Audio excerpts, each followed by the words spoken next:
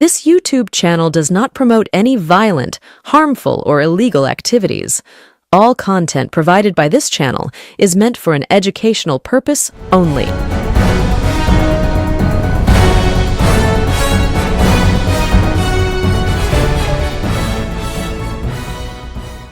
নমস্কার, আমি প্রতিবেদক সায়ন্তন চক্রবর্তী। আপনারা দেখছেন বঙ্গচক্ষু ইউটিউব চ্যানেল।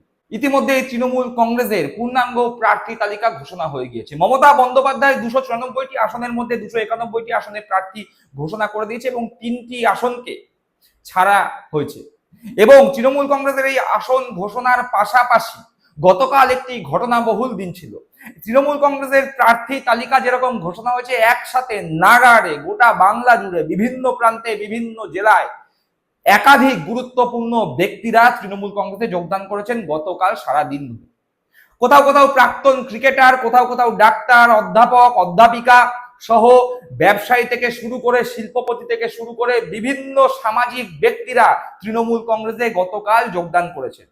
আমরা দেখতে পেয়েছি তৃণমূল কংগ্রেসের যোগদান ঘিরে যেরকম উন্মাদনা ছিল, একই সাথে তৃণমূল কংগ্রেসের প্রার্থী তালিকা ঘোষণা হওয়ার পরে বিভিন্ন বিধানসভা কেন্দ্রে প্রার্থীদের সমর্থনে ইতিমধ্যেই মিছিল বেরিয়ে গিয়েছে, সবুজ আবির খেলা শুরু হয়ে গিয়েছে।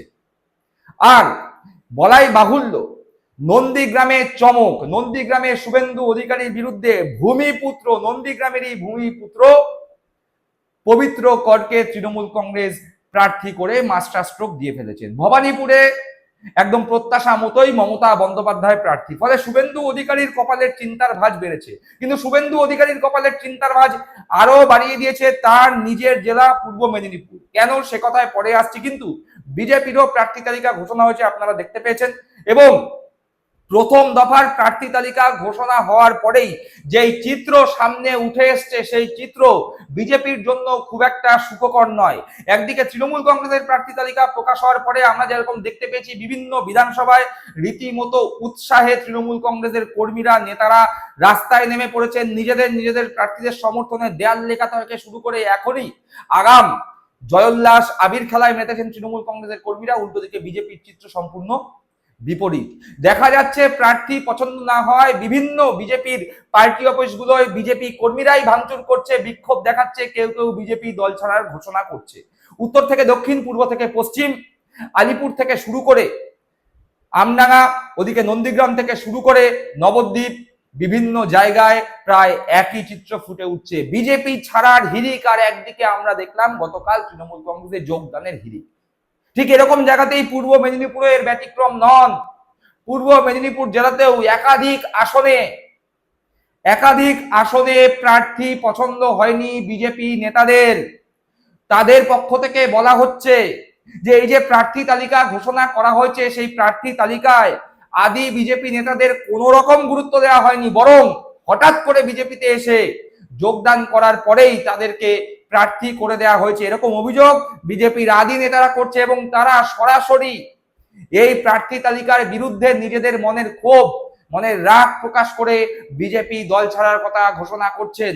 মহিষাদল বিধানসভা, পূর্ব মেদিনীপুর জেলার শুভেন্দু অধিকারীর গড়, সেই মহিষাদল বিধানসভায় প্রার্থী হয়েছেন এক নবাগত শিল্পপতি। এবং সেই শিল্পপতি প্রার্থী হওয়ার পরে পূর্ব মেদিনীপুর জেলাতেও বিক্ষোভের আঁচ। সেখানে কি বলছে বিজেপির আদি নেতারা? পূর্ব মেদিনীপুর জেলার মহিষাদলের প্রার্থী করা হয়েছে সুভাষ পাজাকে। পেশায় ব্যবসায়ী সুভাষ পাজা বিজেপির নতুন মুখ, তবে তাকে প্রার্থী হিসাবে মেনে নিতে নারাজ মহিষাদলের বিজেপি নেতা বিশ্বনাথ বন্দ্যোপাধ্যায়, দীপক কুমার জানা। সোমবার রাতেই তারা দল ছাড়ার কথা জানিয়ে দিয়েছেন। প্রার্থী পছন্দ না হওয়াতেই এই সিদ্ধান্ত বলে তারা দলের রাজ্য সভাপতির পাশাপাশি পূর্ব মেদিনীপুরের জেলা বিজেপির সভাপতিকেও লিখিতভাবে এই কথা জানিয়েছেন। পুরনোদের গুরুত্ব না দিয়ে নতুনদের প্রার্থী করায় এই সিদ্ধান্ত বলেও জানিয়েছেন তারা। এবার অন্য কোনো দলে যোগ দেবেন কিনা তা এখনো স্পষ্ট করা হয়নি। অর্থাৎ এই বিজেপির আদি নেতারা দল ছাড়ার কথা ঘোষণা করে দিয়েছেন, কিন্তু অন্য কোনো দলে যাবেন কিনা এখনো পর্যন্ত ঘোষণা করা হয়নি। ইতিমধ্যেই আমরা দেখতে পেয়েছিলাম যে পূর্ব মেদিনীপুর জেলার ময়না বিধানসভা, যেখানে বিজেপি অশোক দিন্দাকে প্রার্থী করেছে, সেই বিজেপির অশোক দিন্দা যে বিধানসভা কেন্দ্রের প্রার্থী ময়না থেকে এক দাপুটে বিজেপি নেতা কিছুদিন আগে তৃণমূল কংগ্রেসে যোগদান করেছিলেন। আর তারপর পূর্ব মেদিনীপুর জেলার আরো এক বিধানসভায় প্রার্থী পছন্দ না হওয়ায় বিজেপি নেতারা দল ছাড়লেন।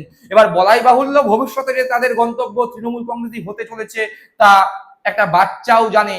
সুতরাং পূর্ব মেদিনীপুর জেলায় তৃণমূলকে পুরো শূন্য করে দেওয়ার বা ষোলো শূন্য করার হুঙ্কার দেয়া শুভেন্দু অধিকারী এখন বেশ চিন্তায়। একই নন্দীগ্রামে মাস্টার স্ট্রোকে শুভেন্দু অধিকারী বেশ চিন্তিত, তার কারণ যেই লোককে প্রার্থী করা হয়েছে শুভেন্দুর বিরুদ্ধে তার কিন্তু জনভিত্তি নন্দীগ্রামে আছে এবং হিন্দুদের মধ্যেও তার জনপ্রিয়তা বেশ ভালো। ফলে নন্দীগ্রাম নিয়ে চিন্তায় শুভেন্দু, তার ওপর যুক্ত হচ্ছে বিভিন্ন বিধানসভায়, পূর্ব মেদিনীপুর জেলার বিভিন্ন বিধানসভায় বিজেপির আদি নেতা কর্মীদের মনের ক্ষোভ। ফলে নন্দীগ্রাম কি সামলাবে, পূর্ব মেদিনীপুর কি সামলাবে, ভবানীপুর কি সামলাবে, শুভেন্দু অধিকারী বিজেপি এখন নিজেদের গোষ্ঠীদ্বন্দ্ব সামলে আগে উঠুক, তারপর তো ক্ষমতায় আসা, ভোটে জেতা। দর্শক বন্ধুরা, আপনারা কি মনে করছেন এ বিষয়ে? আপনাদের মূল্যবান মতামত অবশ্যই কমেন্ট বক্সে কমেন্ট করে জানাবেন। সকলে ভালো থাকবেন, সুস্থ থাকবেন। জয় হিন্দ, বন্দে মাতরম।